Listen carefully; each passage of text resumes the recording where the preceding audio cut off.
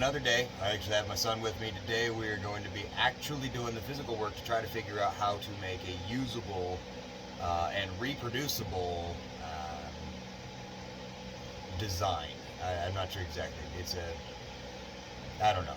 We're going to see how it goes. Basically, we need to mass produce this thing as fast as possible to make it efficient, but also profitable and desirable for the consumer.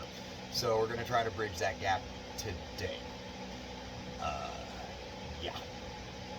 I don't know what's going to be sped up. I don't know what's going to be muted. I don't know what's going to be left in here. So it's going to be fun. We are making these. It's these. So what do you...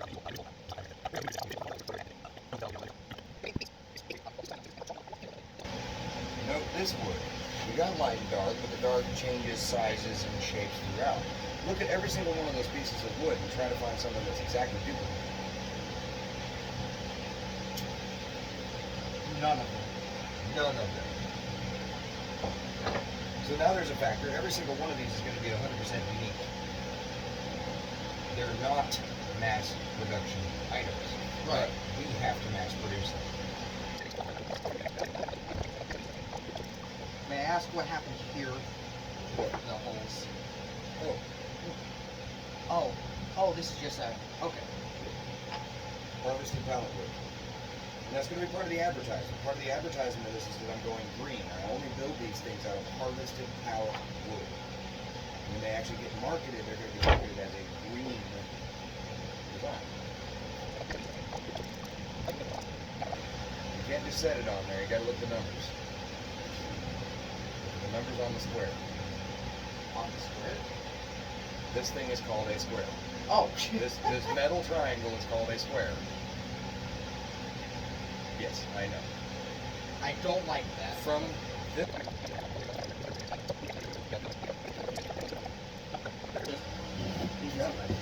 And with this type of stuff, and actually in life in general, everything you do is best to stay on your feet and move yourself to the work until you can move the work to you.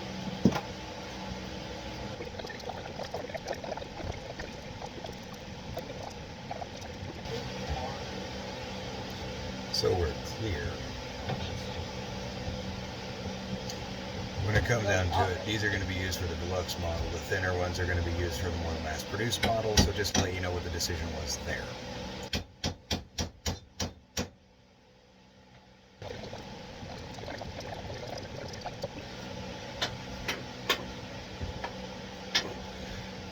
When harvesting pallet boards, sometimes a challenge is knowing which ones to use. Now for this, these things have to be unique.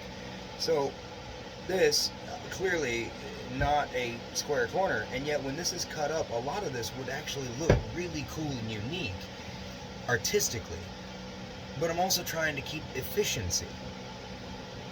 Because the faster I can make these, the more money I can make expediently. So what do? It's part of the decision you got to make, part of the journey. So you got to keep art along with all the logic, the reasoning, all the accounting. You've got to think of all the wonderful rules that there are in business, but artistically inclined is also a part of the process. Now, whatever you're making doesn't necessarily have to have art involved in like the product, but your finesse on how you navigate your business sense can be very artistic. Don't think of art in terms of just physical. Think you can be mentally artistic, you can be spiritually artistic, you can be emotionally artistic, none of which are tangible. So just apply that sense to an aspect of what you're doing, not just the thing. You don't have to paint sculptures in order to prove how good you are at crunching numbers on a spreadsheet. Don't try to make those two things happen. Everything is everything, and you can do it. Just don't make yourself work that damn hard. Seriously.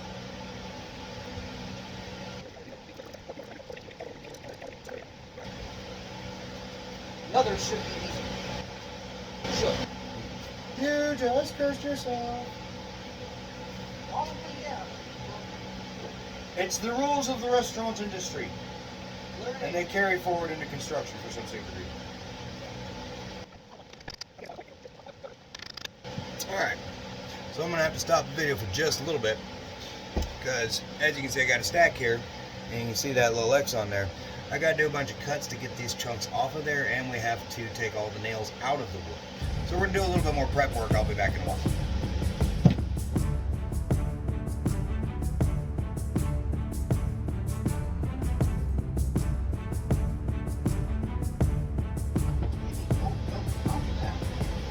We have taken a short break that I instigated on purpose, part of dealing with walking away even when you're invested. It is an important step to learn. But we're back.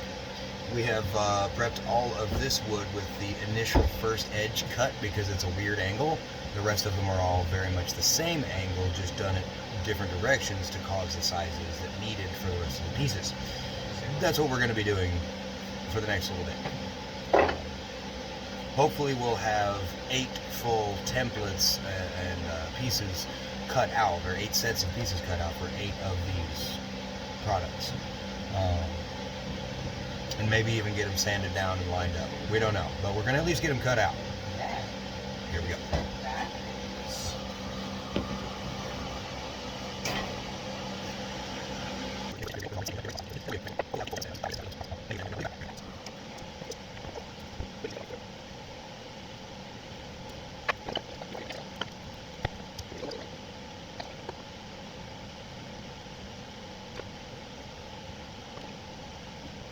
That board's done. Okay. What I've done is I've gone through and I've made the marking for every next cut. Oh. At the exact angle needed? Well, at the way it distance. However, Well, where did you come from? oh, okay. You're working.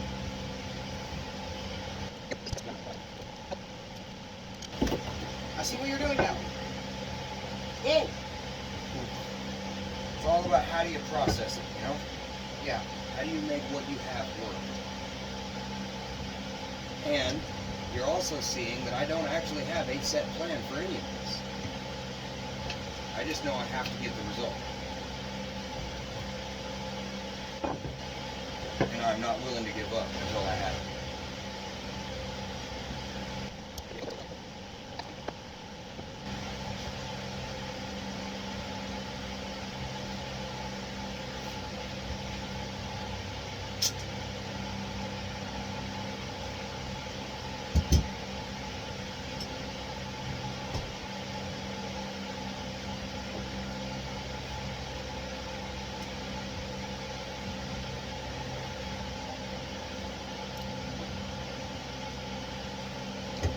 Proud dads. You know what I just saw.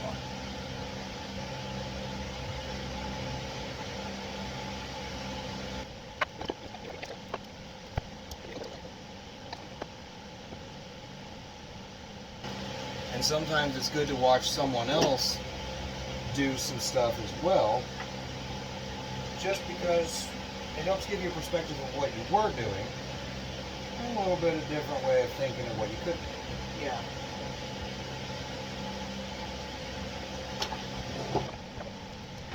This is where being an overthinker starts to not be so fun. Yes, that is correct. Hence why a lot of people will actually get into drugs and alcohol, because when you get to that state, it's very difficult to pull yourself out of it. And often, the fastest, easiest way is with some sort of a drug. Which is why so many people opt into the devil's lettuce. It's already naturally in you. Increasing it, yes, it definitely throws off your hormonal balance over a long period of time. Yes, it definitely decreases your personal motivation in life. Yes, it does. It also makes the agony of your day-to-day grind a hell of a lot more tolerable. And there's definitely risk, but for the most part, minimal.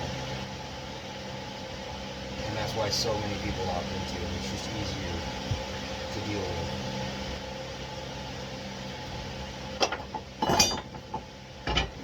Because this is life right here. Once you know how to do something, you want to do it better so you can get it done, right? Yeah. You want to finish it. Then you realize after the first 5, there is no end. There is no finish. It just goes forever. And the repetition is often what gets us the fastest. When we start to realize exactly how repetitive, redundant, and non-creative most of our life really is, especially in a consumeristic society, it becomes near unbearable. And then we create ways to go faster. Then we create ways to go faster. And then Like tools, and get better tools. Or we decide that we need to go faster because the tools are not even fast enough. Enter stimulants and drugs. That's how easy it is. or we decide that humans literally can't go faster and we go, okay, let's automate this. Exactly. Factories. Yes. And after talking about that, this piece already lined up. All of them. And the cool thing is they're on the right side. So now all I gotta do is just cut them. Oh. So, if we could automate this just a little, I want to go ahead and make these cuts as quick as I can because the very next ones are super fucking easy. If you could just kind of hand them to me one by one. Yeah. I'm just going to start cutting and you just start handing them to me.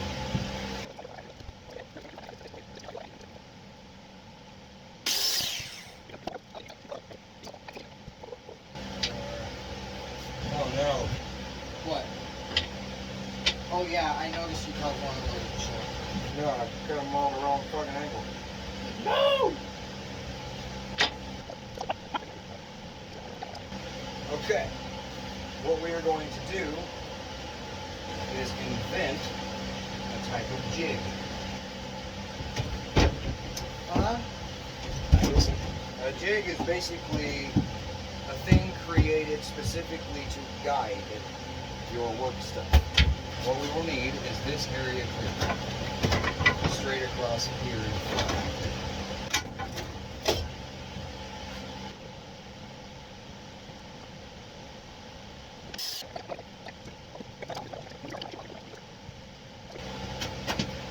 Yeah. They all look real good. We did it! We did it. So, now, We solved it!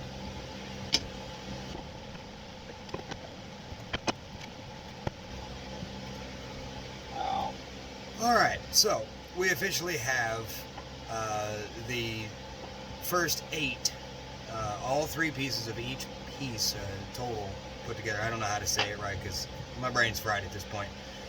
But we have 8 of them pulled, cut in their general way. I've got my son right now. He's going to show you these 3 pieces. As he does, I'm going to kind of explain them. All right, so these 3 pieces. We're gonna do the one. That one right there, go ahead and show it to the camera, give it all different angles. So that piece right there is basically the very top that will actually support the back of the phone or the device. Where's one arm? The next piece is, Well, I want to show it compared to the actual finished product. no, you don't need to do that. Okay. Grab the next piece. Well, I thought it would maybe be better. The next piece, this is the base. Go ahead and show it. Basically what you saw me having to do double cuts on was because I cut the bases completely wrong and the angles were, instead of opposite the way they are, they were the same angle, which does not work. Third and final They were piece. this, which Yeah. is not good. That shape doesn't work. So the third and final piece is this guy, and that's the little guy that's at the very front base of the phone to actually support it from, you know, slipping forward and the top going backwards and whatnot. So those are the 3 pieces. There's the base plus the front, and then not quite. There you go, perfect. And then that'll be on there, and that'll be the final design. And all we have to do now is we have to sand the surfaces, make sure they're nice and smooth, and then when they glue, they will actually be able to seal evenly without a gap. So there's a whole lot of sanding to do because we have 8 of these already cut out, and as you see, there's 3 pieces to each, and each piece needs to be sanded completely smooth before it can be glued and assembled. Yay! Anyway, so we're still in the process, but I think mass production we're doing quite well. It took us approximately about an hour and a half to actually cut those 8 pieces out at the rate we're going, which is not the actual fastest Can I we show will you an go. example So why we'll it be needs to be just flat? fine. He wants to now show you an example, so here we go. So, this side, flat, no gap. However, piece of wood is not flat. So this side, gap. Not good. That's it. Fair. So there you go. There's an example of exactly what it is we're fighting against. Because with pallet wood, it's not always exactly flat, smooth, and, Perfect. ready for the living room. So, we're going to have to do all that work ourselves. But honestly, for it being donatable wood, repurposed wood, the work's worth it, man. Anyway, Here's one of the 2 finished products. we're going to go ahead and start sanding the crap out of these. It's going to be awful. I'm not going to record that part. It's probably even more boring than watching me make the fire desire, burn the wood the first time. So, we're out of here for now. We'll be back.